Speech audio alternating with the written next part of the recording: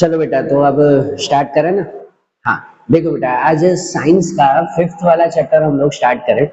हमने केमिस्ट्री में एक चैप्टर देखा था, फर्स्ट वाला। जनरल साइंस में एक चैप्टर देखा, 13th वाला चैप्टर देखा था। आज बायो का पहला चैप्टर हम लोग शुरू करें। तो भाई, बायोलॉजी का फर्स्ट चैप्टर हमारा 5th नंबर का चैप्टर है, ये लाइफ प्रोसेसेस। उसके बारे में समझे। आपकी टेक्स्ट बुक का ये सबसे इंपॉर्टेंट चैप्टर है, ध्यान में रखना बेटा। आपकी टेक्स्ट बुक का सबसे इंपॉर्टेंट चैप्टर है, तो चैप्टर ध्यान से समझना। और जो भी पॉइंट्स हम लिखवा रहे हैं, जो भी नोट करवा रहा हूँ, वो सब अच्छी तरह से नोट करना भाई, पक्का।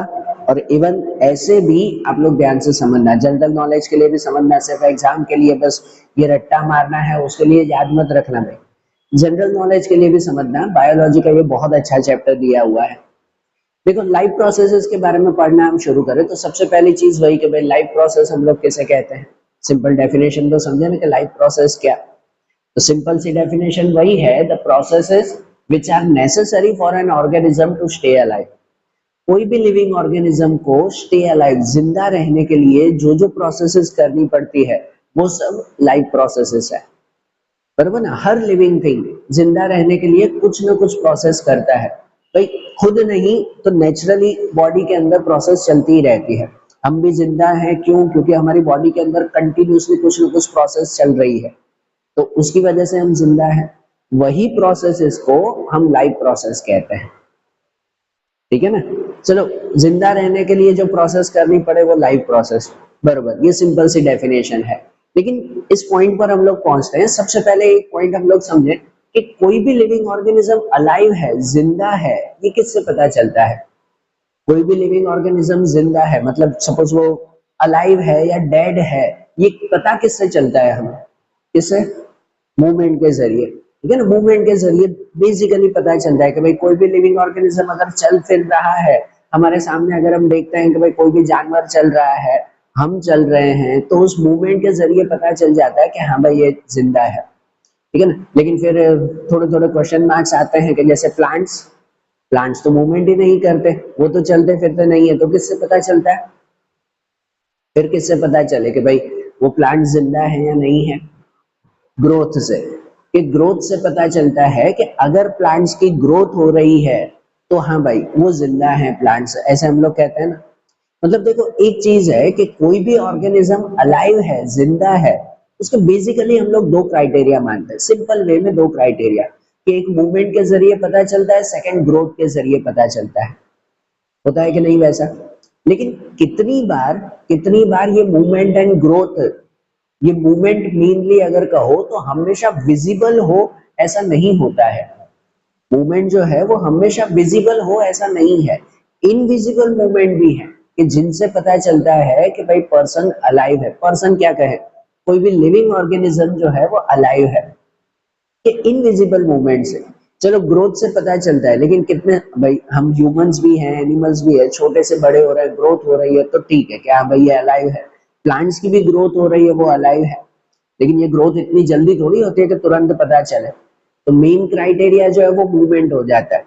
ग्रोथ तुरंत नहीं होती कि प्लांट को सामने रखा हुआ है, देखो देखो देखो वो बड़ा हो रहा है, बड़ा हो रहा है, तो पता चल रहा है। ऐसे तुरंत हमें ग्रोथ दिखाई देती है? नहीं, मूवमेंट तुरंत दिखाई देती है कि नहीं? मूवमेंट तुरंत दिखाई देती है हमें, लेकिन उसमें भी हर मूवमेंट तुरंत नहीं दिखाई देती।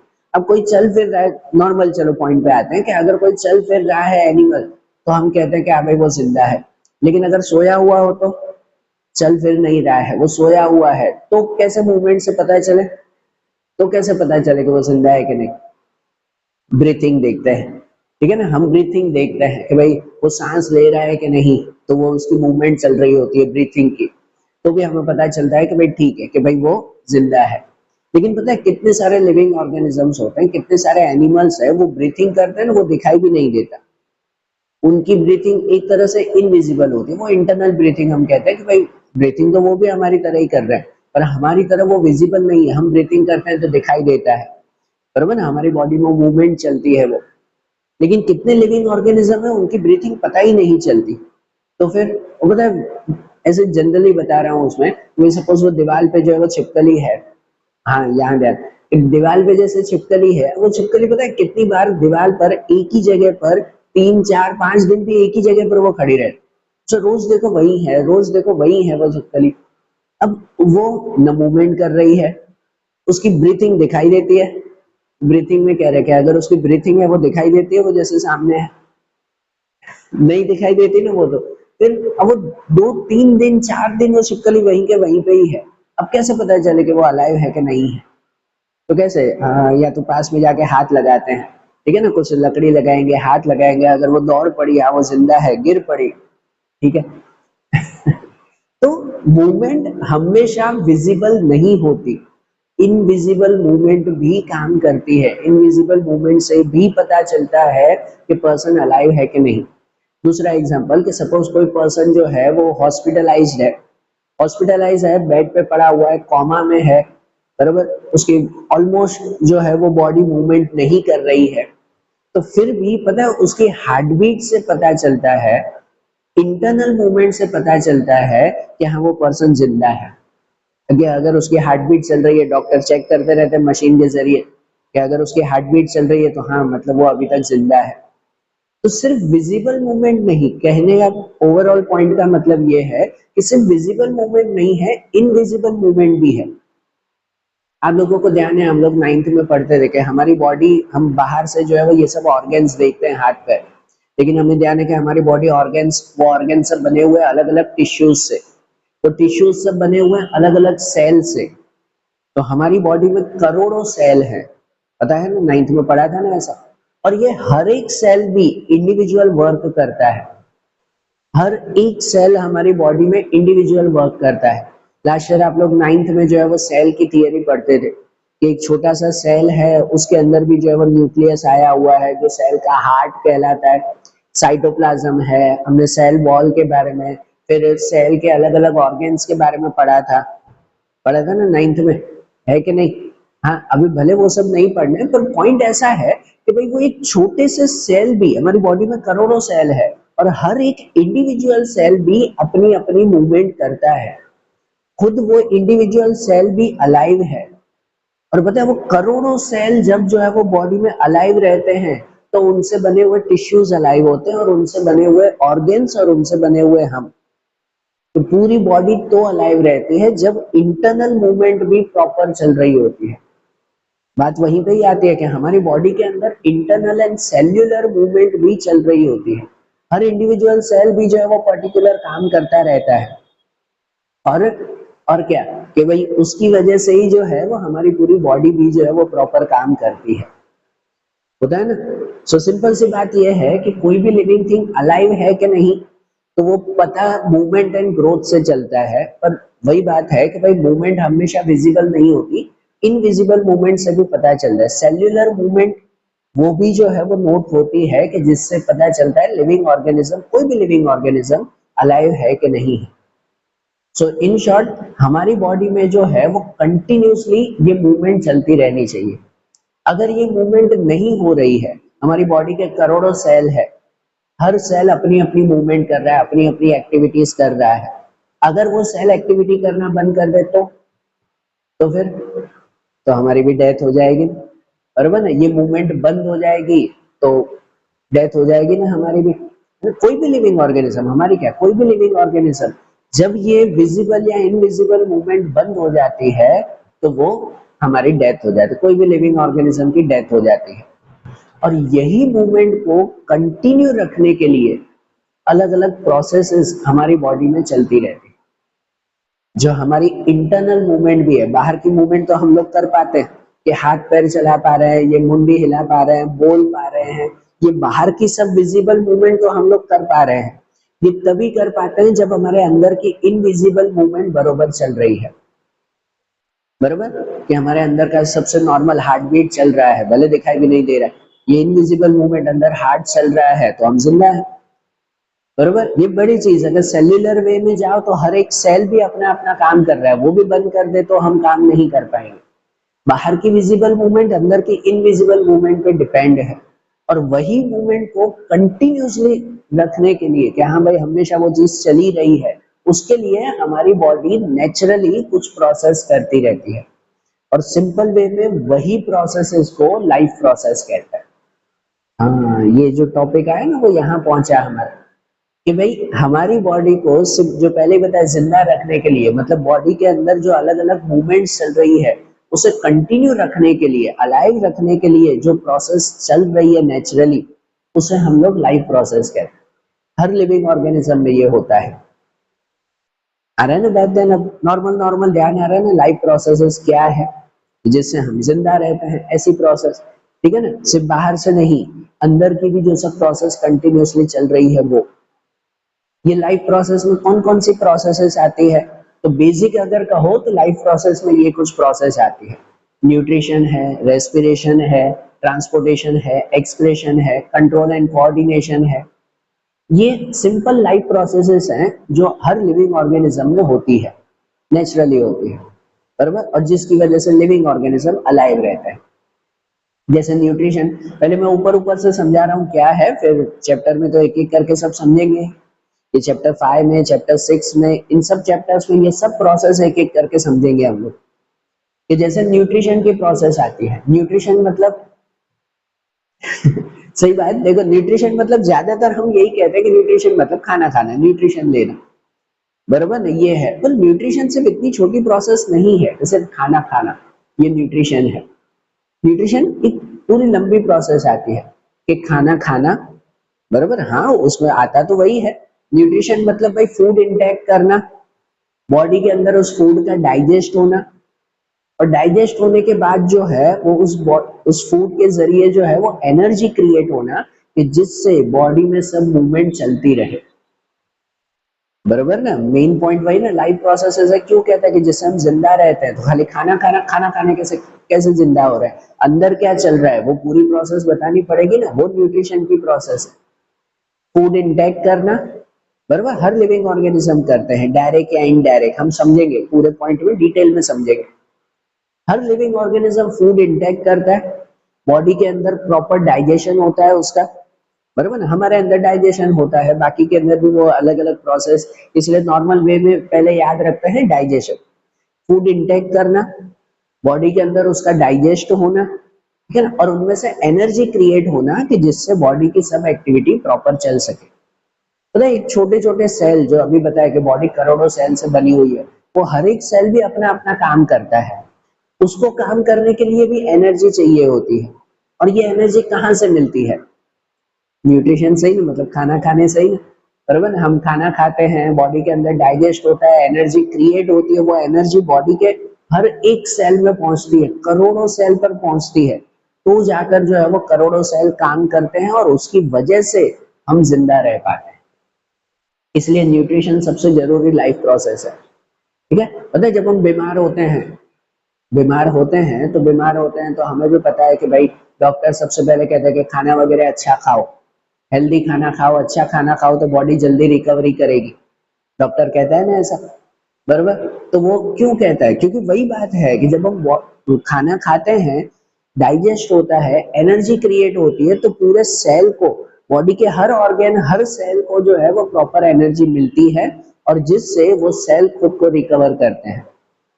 बॉडी में सेल रिकवर करते हैं, वो सेल रिकवर होते हैं तो उससे जो है वो टिश्यूज, उससे ऑर्गन, पूरी बॉडी धीरे धीरे रिकवर होती है ना। तो जब हम खाना खाते हैं, खाली पेट तक नहीं पहुंचता है, उससे क्रिएट हुई एनर्जी बॉडी के हर हिस्से में पहुंचती है, और जिसकी वजह से हमारी बॉडी अलाइव रहती है। तो लाइफ प्रोसेस में न्यूट्रिशन आता है। हाँ, इसमें बहुत सारी चीजें आती है, हम टॉपिक समझेंगे ही पूरा न्यूट्रिशन का अलग से। फिर उसके बाद आता है रेस्पिरेशन। रेस्पिरेशन ब्रीथिंग, ठीक है ना, हाँ ब्रीथिंग करना। पर वही बात है कि ब्रीथिंग भी रेस्पिरेशन का एक पार्ट है, रेस्पिरेशन भी लंबी प्रोसेस है, सिर्फ ब्रीथिंग नहीं है। जो हम बाहर से ये फूड इंटेक, न्यूट्रिशन में भी बताया कि खाना खाना, ये विजिबल मूवमेंट है, तो बताया ना बाहर की मूवमेंट।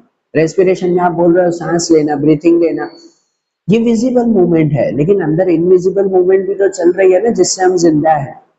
तो ये लाइफ प्रोसेस दोनों को कनेक्ट करता है भाई। रेस्पिरेशन में भी ब्रीथिंग करना भाई, ऑक्सीजन लेना, जो ऑक्सीजन हमारी बॉडी के ब्लड के साथ मिक्स होता है, और उसके जरिए जो है वो पूरी बॉडी में हर सेल तक पहुंचता है, हर सेल तक, करोड़ों सेल तक। जैसे खाना वैसे ही ऑक्सीजन भी पहुंचता है करोड़ों सेल तक। ये भी हम प्रोसेस में देखेंगे कैसे होता है। तो वो ऑक्सीजन हर एक सेल तक पहुंचता है, और हर सेल में एनर्जी क्रिएट होती है ऑक्सीजन से भी, जिससे हम अलाइव रहते हैं। और हर सेल में से क्रिएट होता है कार्बन डाइऑक्साइड, बॉडी से क्रिएट होता है कार्बन डाइऑक्साइड, बॉडी के बाहर निकलता है। तो रेस्पिरेशन मतलब हम सिर्फ ब्रीथिंग नहीं कहते हैं, ऑक्सीजन लेना कार्बन डाइऑक्साइड छोड़ना, अंदर पूरी प्रोसेस है। ऑक्सीजन लेते हैं, बॉडी के हर सेल तक पहुंचता है ब्लड के थ्रू, उसमें क्या कह सकते हैं कि भाई एनर्जी क्रिएशन होती है, ठीक है ना, ये दोनों प्रोसेस साथ में चलती है, वो एनर्जी क्रिएशन होती है और जिससे हमारी बॉडी अलाइव रहती है। अरे बात ध्यान, तो रेस्पिरेशन वो भी लाइफ प्रोसेस है। अभी तो मैं ऊपर ऊपर से इसलिए समझा रहा हूँ, पूरी डिटेल प्रोसेस हम समझेंगे इसमें।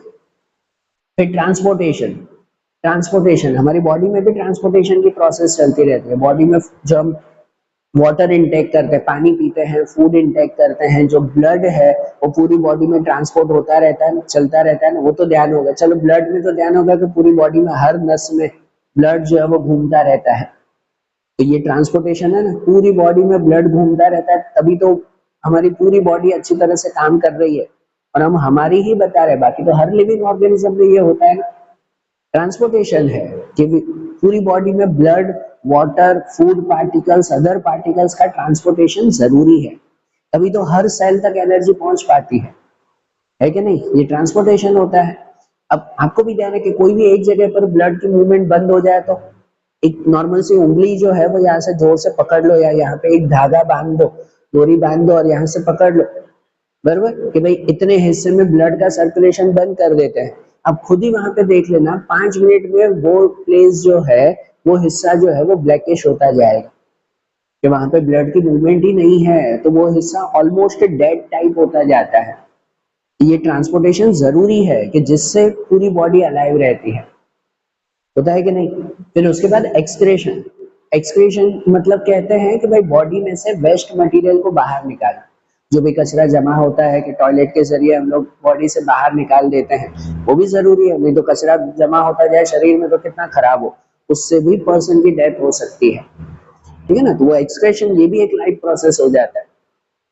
एंड कंट्रोल एंड कोऑर्डिनेशन, पूरी बॉडी की हर प्रोसेस को कंट्रोल करना है, उनमें कोऑर्डिनेशन रखना, ये भी जरूरी है। जैसे हमारे लिए हमारा ब्रेन है कि ब्रेन पूरी बॉडी के हर मूवमेंट को कंट्रोल करता है। हम जो ये हाथ पैर चला रहे हैं, जो हाथ में ऊपर कर पा रहा हूँ, तो ये ब्रेन से जो है वो सिग्नल आता है, तो हाँ भाई हम ये मूवमेंट कर पाते हैं, ये कंट्रोल है, बरोबर ना, समझेंगे ये भी चीज हम लोग। एंड कोऑर्डिनेशन होता है, कोऑर्डिनेशन का सिंपल मीनिंग कहो कि भाई ये जितनी भी प्रोसेस है वो सब प्रोसेस साथ में काम कर रही है। ऐसा थोड़ी है कि न्यूट्रिशन चल रहा है तो रेस्पिरेशन बंद है, होता है क्या ऐसा कि डाइजेशन चल रहा है तब तक हम सांस नहीं ले रहे हैं, भाई रेस्पिरेशन बंद है, ऐसा है नहीं, है ना, कि भाई यहाँ रेस्पिरेशन चल रहा है तो चलो ट्रांसपोर्टेशन बंद रखते हैं थोड़ी देर, कि ब्लड मूवमेंट बंद है। सिंपल सी बात है, ऐसा है क्या कि एक एक प्रोसेस एक एक वक्त में काम करती है, सुबह ये काम करता है, दिन को ये काम करता है, कुछ ऐसा है नहीं, है ना। सभी एक्टिविटी हमेशा चलती रहती है और साथ में चलती रहती है, ठीक है, उसे कोऑर्डिनेशन कहते हैं। सब प्रोसेस साथ में चल रही है, हमारी बॉडी में जो एनर्जी क्रिएट होती है वो ये सब प्रोसेस साथ में चलती है, वो एनर्जी प्रॉपर क्रिएट होती है और हर सेल काम कर पाता है, हम अलाइव रह पाते हैं, हर लिविंग ऑर्गेनिज्म अलाइव रह पाता है, होता है कि नहीं वैसा। तो इसलिए ये कोऑर्डिनेशन एंड कंट्रोल ये भी जरूरी है। ये सब हमारी इंपॉर्टेंट लाइफ प्रोसेस है कि जिनकी वजह से हम अलाइव रहते हैं। रहेगी ना बात ध्यान, पक्का ना, नोट रखना बेटा ऐसे। और अब हम लोग एक एक करके जो है ये प्रोसेसेस समझेंगे, एक एक करके प्रोसेस समझना शुरू करेंगे और डिटेल में समझेंगे कि भाई उसके अंदर क्या क्या चीजें आएगी, बराबर। हाँ, और ध्यान में रखना, टेक्स्ट बुक में शायद मैं कुछ पॉइंट जो है वो आगे पीछे समझाऊं, लेकिन स्टेप बाय स्टेप पॉइंट सबके सब कवर हो जाएंगे उसमें। शायद मैं पहले कुछ दूसरा समझाऊं फिर कुछ दूसरा समझाऊं, ऐसे आगे पीछे हो सकता है, और पॉइंट में सब कवर करवाऊंगा, वो ध्यान में रखना बेटा। तो इसलिए जो जो समझा रहा हूँ उसे अच्छी तरह से नोट कर लें। बेसिक कॉन्सेप्ट था लाइफ प्रोसेस क्या है, वो क्लियर हुआ ना।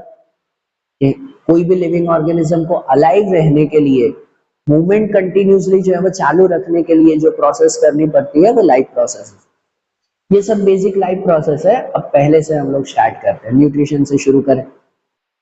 चलो देखो, अब तो लाइफ प्रोसेस में अब सबसे पहली प्रोसेस हम न्यूट्रिशन से स्टार्ट करें। न्यूट्रिशन जैसे बताया ना कि सिंपल वे में सिर्फ खाना खाना नहीं होता है, कि फूड को इंटेक करना, खाना खाना मतलब बॉडी में जो है वो उसका डाइजेस्ट होना है जिससे एनर्जी क्रिएट हो और वो एनर्जी बॉडी के हर सेल तक पहुंचे कि जिससे हर सेल अलाइव रहे और हम भी अलाइव रहे। ये पूरी प्रोसेस जो है वो न्यूट्रिशन कहलाती है लाइफ प्रोसेस में। और प्रॉपर चलो डेफिनेशन वाइज कहो तो भाई न्यूट्रिशन में ये डेफिनेशन लिख सकते हैं हम लोग कि nutrition is a process of taking in food वही खाना खाना and converted it into energy, और वो फूड का एनर्जी में कन्वर्ट करना। जो बताया कि जैसे डाइजेशन होता है एनर्जी में कन्वर्ट होता है, हमारे में डाइजेशन होता है, बाकी लिविंग ऑर्गेनिज्म में अलग अलग चीजें जो समझेंगे हम। So process of taking in food and converted it into energy and nutrients required for growth, repair and survival, कि जिससे हमारी बॉडी की ग्रोथ हो सके, रिपेयरिंग हो सके, मतलब कुछ प्रॉब्लम हो तो वो ठीक हो सके और हम सरवाइव कर सके, हम जो है वो जिंदा रह सके उसके लिए। ये सिंपल सी न्यूट्रिशन प्रोसेस। अच्छा, अब जैसे न्यूट्रिशन की प्रोसेस है वो हर लिविंग ऑर्गेनिज्म में सेम नहीं होती है। हम जैसे फूड इंटेक करते हैं ना, तो हम बाहर से जो है वो फूड इंटेक करते हैं कि बाहर से हम लोग खाना खाते हैं, ठीक है, कि हर लिविंग ऑर्गेनिज्म को इस तरह से बाहर से खाना चाहिए होता है। लेकिन हमारा खाना जैसे होता है कि ऑर्गेनिक मटेरियल में से बनता है।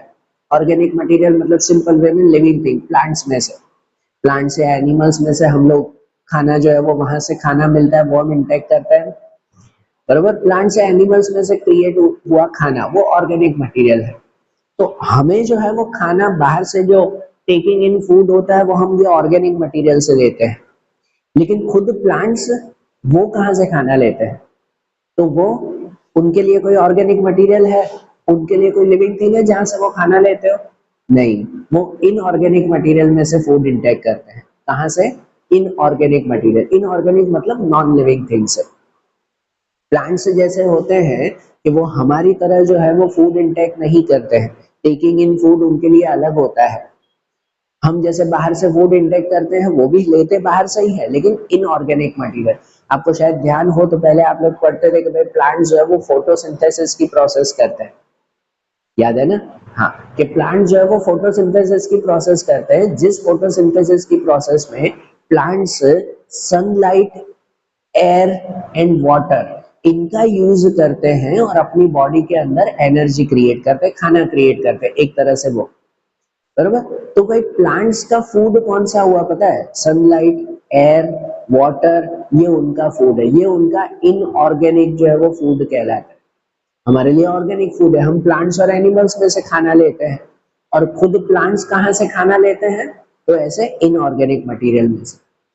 इनऑर्गेनिक मटेरियल में से वो उनका फूड इंटेक होता है और उनकी बॉडी के अंदर जो है वो एनर्जी क्रिएट होती है, उनकी ये न्यूट्रिशन की प्रोसेस है। हम ऐसा कर सकते हैं, हमें इनऑर्गेनिक मटेरियल से जो है वो, उससे हम फूड इंटेक मतलब वो हम इंटेक कर सकते हैं, उससे एनर्जी क्रिएट कर सकते हैं?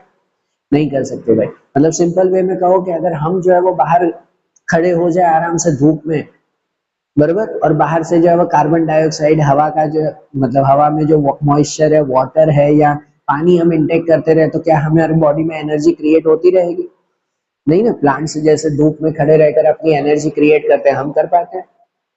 नहीं भाई, हमें ऑर्गेनिक फूड चाहिए होता है प्रॉपर। ठीक है, तो इसलिए कहो कि भाई न्यूट्रिशन की प्रोसेस है ना अलग अलग रहती है, प्लांट्स के लिए कुछ अलग है, हमारे लिए, हम एनिमल्स के लिए जो है वो कुछ अलग है। और इसीलिए उसे सिंपल वे में कहो तो हम लोग कहते हैं मोड्स ऑफ न्यूट्रिशन, या तो न्यूट्रिशन के अलग अलग टाइप्स आते हैं, मोड्स ऑफ न्यूट्रिशन कहते हैं। जो मोड्स ऑफ न्यूट्रिशन में दो टाइप के न्यूट्रिशन होते हैं, एक हम लोग कहते हैं autotrophic nutrition, autotrophic nutrition and, हाँ, एंड सेकंड आता है heterotrophic nutrition. Autotrophic and heterotrophic, simple अगर कहो तो ये न्यूट्रिशन के दो अलग अलग मेथड है, मोड है, टाइप्स हैं, जो कुछ भी कहो आप। ऑटोट्रॉपिक न्यूट्रिशन मतलब कहलाता है कि भाई देखो, ऑटो, ऑटो मीन्स कहते हैं सेल्फ, और ट्रॉपिक का मतलब होता है न्यूट्रिशन। तो भाई जो लिविंग ऑर्गेनिजम्स सेल्फ न्यूट्रिशन की ही प्रोसेस करते हैं, इन ऑर्गेनिक मटेरियल का यूज करके अपनी एनर्जी खुद क्रिएट करते हैं, दूसरे कोई ऑर्गेनिक मटेरियल पे वो डिपेंड नहीं होते हैं, तो उसे हम लोग ऑटोट्रॉपिक न्यूट्रिशन कहते हैं, बराबर। Auto means self and nutrition, trophic means nutrition. तो बात वही हुई ना कि भाई जो ऑर्गेनिजम्स इनऑर्गेनिक मटेरियल का यूज करके अपनी एनर्जी खुद क्रिएट कर लेते हो, अपना खाना खुद बना लेते हो, तो वो ऑटोट्रॉपिक न्यूट्रिशन। और ऐसे लिविंग ऑर्गेनिज्म ऑटोट्रॉपिक ऑर्गेनिज्म कहलाते हैं या ऑटोट्रॉप्स कहते हैं, उन्हें ऑटोट्रॉप्स कहते हैं या ऑटोट्रॉपिक ऑर्गेनिजम्स कहते हैं, बराबर ना, जो ऑटोट्रॉपिक न्यूट्रिशन करते हैं। और जैसे कौन कौन करते हैं वैसे, तो भाई हाँ, ग्रीन प्लांट्स है, ग्रीन प्लांट्स हैं, कुछ ग्रीन एल्गी हैं, कुछ जो है वो ब्लू ग्रीन बैक्टीरियाज होते हैं, कुछ स्पेशल टाइप के बैक्टीरियाज है।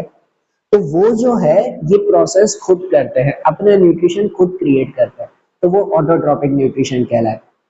एंड हेट्रो या हेटेरोट्रॉपिक न्यूट्रिशन कहते हैं। तो हेटेरोट्रॉपिक न्यूट्रिशन जो है वो कहलाता है कि जो खुद अपना न्यूट्रिशन क्रिएट नहीं कर पाते, बाहर कोई ऑर्गेनिक मटेरियल पे डिपेंड होते हैं, ऑर्गेनिक लिविंग थिंग पे डिपेंड होते हैं, वहां से फूड इनटेक होता है और फिर जो है अपना न्यूट्रिशन क्रिएट कर पाते हैं, तो वो हेटेरोट्रॉपिक न्यूट्रिशन कहलाता है, बराबर। हम सिर्फ इनऑर्गेनिक मटेरियल पे डिपेंड नहीं है, सिर्फ नॉन लिविंग थिंग से जो है वो हमारी बॉडी में एनर्जी न्यूट्रिशन क्रिएट होता हो ऐसा नहीं है कि सिर्फ सनलाइट से, सिर्फ एयर से, सिर्फ वाटर से हम लोग जिंदा रह पाए, ऐसा नहीं है। हमें ऑर्गेनिक मटेरियल बाहर से चाहिए होता है, मतलब लिविंग थिंग्स से बना हुआ मटेरियल हमें चाहिए, प्लांट्स में से बना हुआ जो है वो फ्रूट, वेजिटेबल, खाना, ग्रेन, पल्सेस, ये सब चाहिए ना भाई, बराबर ना। या एनिमल्स में से मिल्क है, मिल्क और मिल्क के प्रोडक्ट, मीट है, ये सब जो है वो हम ह्यूमंस जो है वो कंज्यूम करते हैं। तो हम बाहर के ऑर्गेनिक मटेरियल पे डिपेंड हैं, तो हेटेरोट्रॉपिक न्यूट्रिशन वो कहलाता है, बराबर ना। जिनमें हम सबसे पहले ऑटोट्रॉपिक न्यूट्रिशन ही समझे, तो भाई ग्रीन प्लांट्स, कुछ एल्गीज, कुछ स्पेशल बैक्टीरियाज, वो ये टाइप का न्यूट्रिशन करते हैं, जिनमें से मेनली हम लोग ग्रीन प्लांट्स के बारे में समझे। तो ग्रीन प्लांट्स के बारे में समझे तो ये ध्यान है हमें कि भाई ग्रीन प्लांट जैसे बताया कि सनलाइट, एयर एंड वाटर इनको कंज्यूम करते हैं और अपना न्यूट्रिशन जो है वो खुद क्रिएट करते हैं, अपनी बॉडी में जो है वो एक तरह का ग्लूकोज क्रिएट करते हैं, बराबर ना।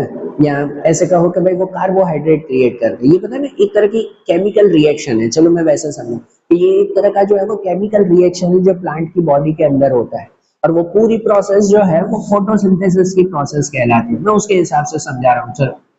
फोटोसिंथेसिस आप लोगों ने सुना हुआ है, पहले भी काफी बार स्टैंडर्ड में आ चुका है। फोटोसिंथेसिस की प्रोसेस कहलाती है कि जो प्लांट जो है वो अपनी एनर्जी खुद क्रिएट करते हैं वो, और ये प्लांट के अंदर होने वाली एक तरह का, उनके अंदर होने वाला एक तरह का केमिकल रिएक्शन, सब प्लांट के अंदर का एक केमिकल रिएक्शन कहलाता है। और उसके लिए भी एक केमिकल इक्वेशन आप लोग याद रखना। अब टेक्स्ट बुक के हिसाब से कहें या आपके एग्जाम के हिसाब से कहें तो फोटोसिंथेसिस की केमिकल इक्वेशन वो अच्छी तरह से याद रखना भाई। फर्स्ट चैप्टर में जैसे केमिस्ट्री में समझा था ना कि केमिकल रिएक्शन हो रहा है तो उसकी इक्वेशन आती है, तो ये भी एक तरह का केमिकल रिएक्शन ही है, तो उसकी भी इक्वेशन माइंड में रखना कि भाई उसकी इक्वेशन हम कहते हैं ना नॉर्मली कि 6CO2 प्लस 12H2O, कि जहां पर क्लोरोफिल एंड सनलाइट में, क्लोरोफिल एंड सनलाइट में क्रिएट होता है glucose C6H12O6 plus 6O2 oxygen बाहर होता है और प्लस 6H2O वाटर बाहर होता है। फोटोसिंथेसिस का ये रिएक्शन ध्यान में रखना भाई, बराबर। चलो समझते हैं इसे। तो भाई प्लांट्स क्या करते हैं, तो प्लांट्स सनलाइट की प्रेजेंस में oxygen carbon dioxide and water को कंज्यूम करते हैं, कार्बन डाइऑक्साइड एंड वाटर को कंज्यूम करते हैं, और उनमें से वो क्रिएट करते हैं ग्लूकोज या कार्बोहाइड्रेट, जो कुछ भी कहो, ठीक है ना। तो वो कार्बोहाइड्रेट या ग्लूकोज जो है वो क्रिएट करते हैं और साथ में ऑक्सीजन एंड वाटर को बॉडी से बाहर निकालते हैं। हम सिंपल ये चलो जानते हैं कि भाई जब फोटोसिंथेसिस की प्रोसेस होती है तो प्लांट्स कार्बन डाइऑक्साइड लेते हैं और ऑक्सीजन बाहर छोड़ते हैं, कार्बन डाइऑक्साइड लेते हैं और ऑक्सीजन आखिरी में बाहर छोड़ते हैं, वैसे ना। और पूरी फोटोसिंथेसिस की प्रोसेस यही आपको ध्यान है कि भाई प्लांट्स के अंदर जो है, प्लांट्स के अंदर के क्लोरोफिल आया हुआ होता है, क्लोरोफिल, उनके अंदर क्लोरोप्लास्ट होते हैं, छोटे छोटे जो है वो ग्रीन पिगमेंट, उनके अंदर आया हुआ क्लोरोफिल, यही क्लोरोफिल है जो सबसे पहले जो है वो सनलाइट को अपने अंदर एब्जॉर्ब कर पाता है, सनलाइट को अपने अंदर एब्जॉर्ब कर पाता है। कौन? तो ये क्लोरोफिल। कहाँ होता है क्लोरोफिल? वही ज्यादातर जो है वो लीफ में, प्लांट्स का जो लीफ है, पत्ते हैं, उस पत्ते के अंदर क्लोरोप्लास्ट, उसके अंदर जो है वो क्लोरोफिल आया हुआ है। ये क्लोरोफिल सबसे पहले जो है वो सनलाइट को एब्जॉर्ब करता है, बराबर। बाहर धूप होती है तभी फोटोसिंथेसिस की प्रोसेस होती है, रात के समय फोटोसिंथेसिस नहीं हो पाता है, होता है ना वैसा। और तो सबसे पहले क्लोरोफिल जो है वो उसको एब्जॉर्ब करता है सनलाइट को, बराबर। दूसरा, फिर प्लांट्स जो है वो कार्बन डाइऑक्साइड एब्जॉर्ब करते हैं। कहाँ से एब्जॉर्ब करते हैं? तो भाई आसपास के एनवायरनमेंट में से, एयर में से कार्बन डाइऑक्साइड को एब्जॉर्ब करते हैं। फिर वाटर एब्जॉर्ब होता है उनकी बॉडी में। कहाँ से वाटर एब्जॉर्ब करते हैं प्लांट? ज्यादातर सॉइल में से, ठीक है ना, कि सॉइल में से जो वाटर एब्जॉर्ब करते हैं रूट्स के जरिए। और ये सब चीजें उनके क्लोरोफिल में जो है वो एक प्रोसेस करती है, एक केमिकल रिएक्शन होता है कि carbon dioxide, water and sunlight, उनका जो है वो एक केमिकल रिएक्शन होता है और जिनसे क्रिएट होता है कार्बोहाइड्रेट, ठीक है ना, कार्बोहाइड्रेट्स कहते हैं या ग्लूकोज को, ठीक है ना। ये कार्बोहाइड्रेट क्रिएट होते हैं और साथ में बाय प्रोडक्ट लास्ट में जो है वो क्रिएट होते हैं ऑक्सीजन एंड वाटर। जो ऑक्सीजन प्लांट्स की बॉडी से बाहर निकल जाता है, वाटर उनमें रहता है जो फाइनली जब जब जो है वो नीड हो तब ट्रांसपीरेशन की प्रोसेस से बॉडी से बाहर होता है, बराबर ना। ये ट्रांसपीरेशन हम समझेंगे आगे की प्रोसेस में। तो ये पूरी एक फोटोसिंथेसिस की प्रोसेस कहलाती है ना। ध्यान रखना भाई, हम सिंपल वही कहते हैं कि भाई carbon dioxide, water and sunlight का यूज करके वो ये कार्बोहाइड्रेट, ग्लूकोज जो है वो तैयार करते हैं and oxygen and water body से बाहर निकलता है। रिएक्शन ध्यान में रखना। और ये जो कार्बोहाइड्रेट या ग्लूकोज जो तैयार होता है, ये प्लांट्स जो है वो अपनी बॉडी की एनर्जी के लिए यूज करते हैं। बॉडी में ग्रोथ के लिए एनर्जी चाहिए, सब मूवमेंट्स के लिए एनर्जी चाहिए, उसके लिए प्लांट जो है वो इसको यूज करते हैं।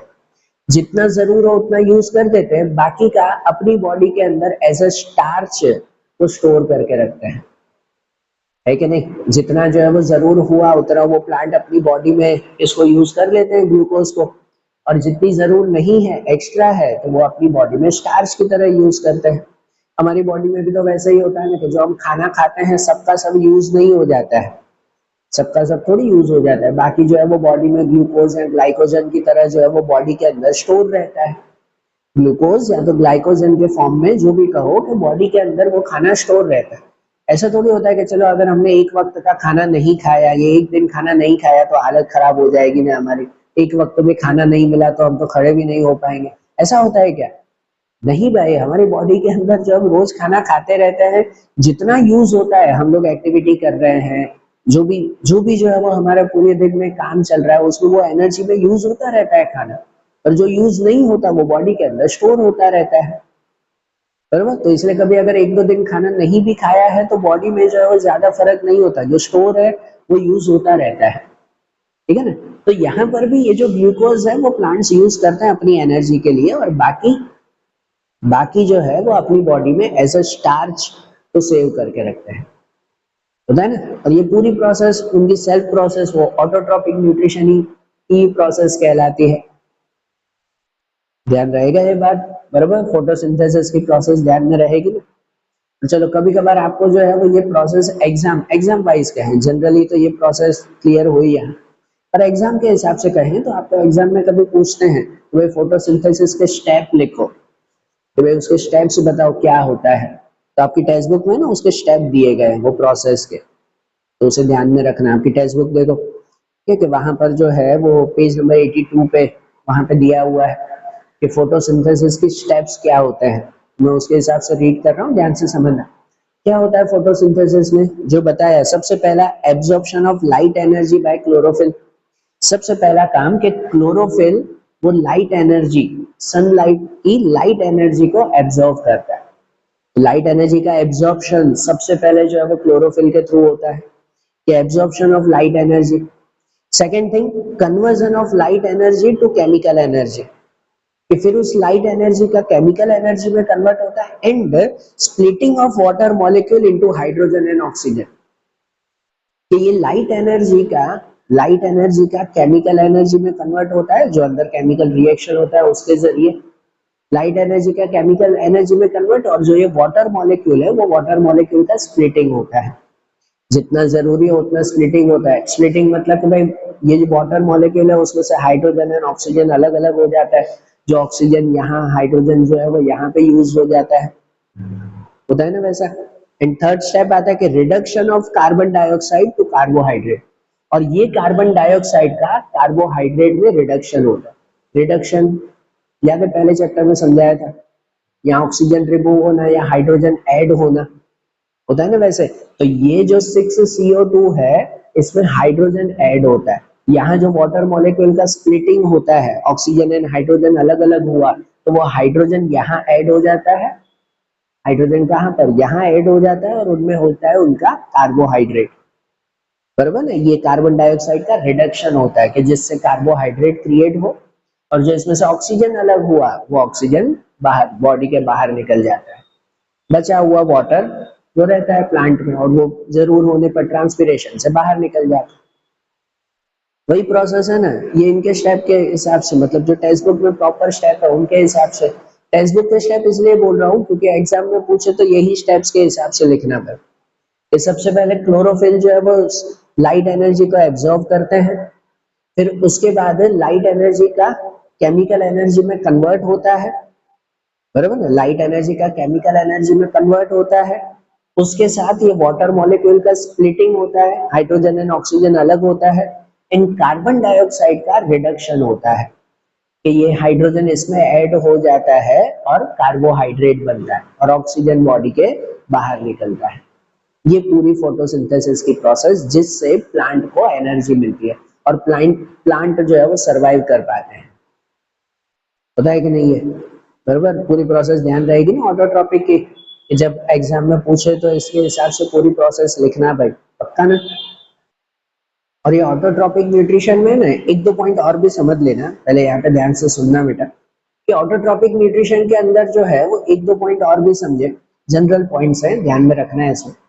सबसे पहली चीज कि ऑटोट्रॉपिक न्यूट्रिशन में जो भी ये न्यूट्रिएंट्स चाहिए ना वो सब कंपलसरी चाहिए, मतलब सनलाइट, वाटर, कार्बन डाइऑक्साइड, ये तीनों ही जो है वो कंपलसरी एलिमेंट है फोटोसिंथेसिस की प्रोसेस के लिए, है कि नहीं। तीनों में से कुछ भी मिसिंग हुआ तो वो प्रोसेस होगी नहीं, बिना सनलाइट के नहीं हो पाता है, सीधी सी बात है। बिना पानी के भी नहीं, बिना कार्बन डाइऑक्साइड के भी नहीं होता। इवन इसके अलावा भी दूसरे न्यूट्रिएंट्स चाहिए होते हैं, भले हम लोग फोटोसिंथेसिस में यही कहते हैं, बाकी प्लांट्स को दूसरे न्यूट्रिएंट्स भी चाहिए होते हैं। जैसे प्लांट्स को जो है वो अपनी ग्रोथ के लिए, अपनी एनर्जी के लिए, न्यूट्रिशन का मेन काम जो है वो एनर्जी का है, तो अपनी एनर्जी के लिए प्लांट्स को इसके अलावा भी मिनरल्स चाहिए होते हैं। जैसे उन्हें जो है वो नाइट्रोजन चाहिए, फिर जो है वो क्या कहते हैं सॉरी नाइट्रोजन चाहिए, मैग्नीशियम चाहिए, फास्फोरस चाहिए, ये सब मिनरल्स भी उनके लिए जरूरी हैं, जरूरी है ना प्लांट्स के लिए, है ना। और ये भी प्लांट से डायरेक्ट या इनडायरेक्ट जो है वो कलेक्ट करते रहते हैं इन्वायरमेंट में से, सॉइल में से, ये मिनरल्स वो कलेक्ट करते रहते हैं कि जिससे वो प्लांट सरवाइव कर सके। हमारी बॉडी, सिंपल कहो तो हमारी बॉडी के लिए भी जैसे सिर्फ एक कार्बोहाइड्रेट जरूरी नहीं है, उसके बाद कुछ जो है वो विटामिन जरूरी है, फैट जरूरी है, ठीक है, प्रोटीन जरूरी है, हर तरह की चीजें जरूरी है ना, तो हमारी बॉडी पूरी तरह से एनर्जी से भरपूर रहती है, सरवाइव कर पाती है। सिर्फ एक ही न्यूट्रिएंट आप लेते रहो तो नहीं चलता है, प्लांट्स को भी वैसे चाहिए, पर यहाँ पर जो फोटोसिंथेसिस की प्रोसेस है उसमें ये तीनों जरूरी है। उसमें चलो पहले जैसे बताया आपको कि भाई सनलाइट वो कहाँ से एब्जॉर्ब करता है, नेचर में से। सनलाइट किसके थ्रू एब्जॉर्ब होती है, तो क्लोरोफिल के थ्रू एब्जॉर्ब होती है, क्लोरोफिल के जरिए ना, कि क्लोरोफिल सनलाइट को एब्जॉर्ब कर पाता है, बराबर। लीफ के अंदर आया हुआ क्लोरोफिल वो सनलाइट को एब्जॉर्ब करता है। वाटर उन्हें कहाँ से मिलता है, सॉइल में से। किसके थ्रू जो है वो एब्जॉर्ब करते हैं, तो रूट्स के जरिए एब्जॉर्ब करते हैं, रूट्स के जरिए जो है वो प्लांट्स इसे एब्जॉर्ब कर पाते हैं, बराबर ना, ये वाटर को एब्जॉर्ब करते हैं। कार्बन डाइऑक्साइड कहाँ से होता है, एयर में से। अब पॉइंट खाली हमारा वही है कि एयर में से कार्बन डाइऑक्साइड किसके जरिए एब्जॉर्ब करते हैं, किसके जरिए जो है वो एब्जॉर्ब करते हैं। जैसे हम लोग एयर का ऑक्सीजन लेते हैं, हमारे लिए ये नोज बना हुआ है, नाक बना हुआ है कि हम ऑक्सीजन लेते हैं, कार्बन डाइऑक्साइड छोड़ते हैं, होता है कि नहीं वैसा, ठीक है ना। तो प्लांट्स कार्बन डाइऑक्साइड किसके जरिए लेता है, वही एक पॉइंट समझना है हमें, किसके जरिए, बरोबर स्टोमेटा के जरिए। आपको लास्ट ईयर ये पॉइंट आता था, प्लांट का नोज कहलाता है स्टोमेटा, ठीक है। तो स्टोमेटा के जरिए जो है वो प्लांट गैसियस एक्सचेंज करते हैं। और कैसे गैसियस एक्सचेंज होता है वो एक सिंपल सा पॉइंट हम ड्राइंग के जरिए समझेंगे। आप लोग अगर यहाँ पर देखो, आपकी टेक्स्ट बुक में देखो 2 मिनट, पेज नंबर 83 पे, वहां पर देखो वो स्टोमेटा का एक ड्राइंग टाइप दिया हुआ है ना, पेज नंबर 83 पे ऊपर जो दिया हुआ है वो। मैं यहाँ ड्राइंग बना नहीं रहा हूँ तो ड्राइंग खराब है और यहाँ पर बरोबर बनेगी भी नहीं, टेक्स्ट बुक में समझा रहा हूँ, ध्यान से समझना बेटा। तो स्टोमेटा क्या है पता है, लीफ पर आए हुए, प्लांट्स के लीफ पर आए हुए थाउजेंड्स ऑफ स्मॉल पोर्स हैं। पोर्स, पोर्स मतलब छोटे छोटे जो है वो हॉल है, जिसे हम लोग जो है वो स्टोमेटा कहते हैं। उसके जरिए गैसियस एक्सचेंज होता है, मतलब उसके जरिए प्लांट जो है वो कार्बन डाइऑक्साइड लेता है और ऑक्सीजन बाहर निकालता है। ये प्लांट का नोज है, बराबर ना। अब वहां पर है ना आए हुए होते हैं गार्ड सेल, देखो वो ड्राइंग में अब वो येलो कलर का पोर्शन देख रहे हो ना, ठीक है ना, वो गार्ड सेल है। और बीच में देखो लिखा हुआ है स्टोमेटल पोर, स्टोमेटल पोर वो बीच में जो है वो हॉल है, वो प्लेस है, ठीक है ना, वो हॉल है, वो प्लेस है कि जिसके जरिए जो है वो गैसियस एक्सचेंज होता है, जहां से गैसियस एक्सचेंज होता है, ठीक है। तो और आसपास जो गार्ड सेल है, ये गार्ड सेल जो है वो स्टोमेटल पोर को ओपन एंड क्लोज करते हैं। स्टोमेटल पोर वो जो है वो ओपन एंड क्लोज होता है गार्ड सेल की वजह से। इस गार्ड सेल के अंदर है ना, ये गार्ड सेल वाटर को एब्जॉर्ब एंड रिलीज करने का काम करते हैं, ठीक है। कि जब गार्ड सेल के अंदर जो है वो वाटर प्रोपोर्शन इंक्रीज होता है, जब वो वाटर को एब्जॉर्ब करता है, पानी जब जो है वो इंक्रीज होता है उसके अंदर, तो वो गार्ड सेल जो है वो थोड़े से एक्सपांड होते हैं, फूलते हैं। और जो गार्ड सेल सपोज दरवाजे की तरह है, वो थोड़े से एक दूसरे से दूर होते हैं, ठीक है। जैसे आपको पहली ड्राइंग में दिया हुआ है कि जब गार्ड सेल के अंदर वाटर प्रोपोर्शन आता है, पानी आता है उसके अंदर, तो वो फूलते हैं, एक्सपांड होते हैं, बराबर। और वो दरवाजे की तरह समझो कि भाई एक दूसरे से दूर हो, और वो स्टोमेटल पोर ओपन होता है। स्टोमेटल पोर ओपन होता है और उसके अंदर गैसियस एक्सचेंज होता है कि कार्बन डाइऑक्साइड अंदर जाता है, ऑक्सीजन जो है वो बाहर निकलता है, उसके अंदर ये गैसियस एक्सचेंज चलता है। और वो गार्ड सेल में जो है जब वो वाटर खत्म हो जाता है, ठीक है ना, कि जब ये वाटर जो है वो उनकी बॉडी से बाहर निकल जाता है इस गार्ड सेल के जरिए ही, ट्रांसपिरेशन की प्रोसेस से, अदर प्रोसेस से, जब वो वाटर उसमें से सूख जाता है तो वो गार्ड सेल क्या हो जाते हैं, श्रिंक हो जाते हैं। आपकी दूसरी ड्राइंग में जैसे दिया हुआ कि वो सेल्स जो है वो श्रिंक हो जाते हैं, और श्रिंक होने के बाद जो है वो ऐसे समझो कि वो स्टोमेटल पोर बंद हो जाता है। स्टोमेटल पोर जो है वो वहां से बंद हो गया, और जिससे वो गैसियस एक्सचेंज जो है वो बंद हो जाता है। अरे बात ध्यान, तो ये गैसेस, ये प्रोसेस कंटिन्यूअसली चलती रहती है, कंटिन्यूस चलती रहती है। तो इस स्टोमेटा की वजह से उस प्लांट के अंदर जो है वो गैसेस का एक्सचेंज होता है, कार्बन डाइऑक्साइड अंदर आता है, ऑक्सीजन बाहर निकलता है, होता है कि नहीं वैसा, पक्का ना। और ये स्टोमेटा कहाँ होता है, तो ज्यादातर तो लीफ में ही होता है, पर जरूरी नहीं हमेशा लीफ में ही, बहुत सारे प्लांट्स हैं उनके स्टीम, उनके रूट्स, उनमें भी जो है वो ये स्टोमेटा आया हुआ होता है, जिसके जरिए भी गैसेस का एक्सचेंज होता है। और हम तो फोटोसिंथेसिस की प्रोसेस देख रहे थे जो मेनली लीफ में होती है, तो उसके जरिए समझ रहे थे, ध्यान आएगी बात। तो ये ध्यान में रखना भाई कि भाई ऑटोट्रॉपिक न्यूट्रिशन में या फोटोसिंथेसिस की प्रोसेस में ये तीनों एलिमेंट जरूरी है, और तीनों एलिमेंट वो प्लांट के अलग अलग ऑर्गन्स के थ्रू एब्जॉर्ब हो पाते हैं। तीनों ध्यान रखना, कभी एग्जाम के हिसाब से भी पूछे कि सनलाइट किसके जरिए एब्जॉर्ब होती है, क्लोरोफिल के जरिए, वाटर जो है वो रूट्स के जरिए, एंड कार्बन डाइऑक्साइड तो स्टोमेटा के जरिए। रहेगा ना बात ध्यान, पक्का, हाँ चलो ठीक है। तो ऑटोट्रॉपिक न्यूट्रिशन में ये सब पॉइंट ध्यान में रखना। आज जैसे ऑटोट्रॉपिक न्यूट्रिशन देखा, अब यहीं पर ही दूसरा हेटेरोट्रॉपिक न्यूट्रिशन है, पर वो अब हम कल देखेंगे फिर, ठीक है। चलो भाई।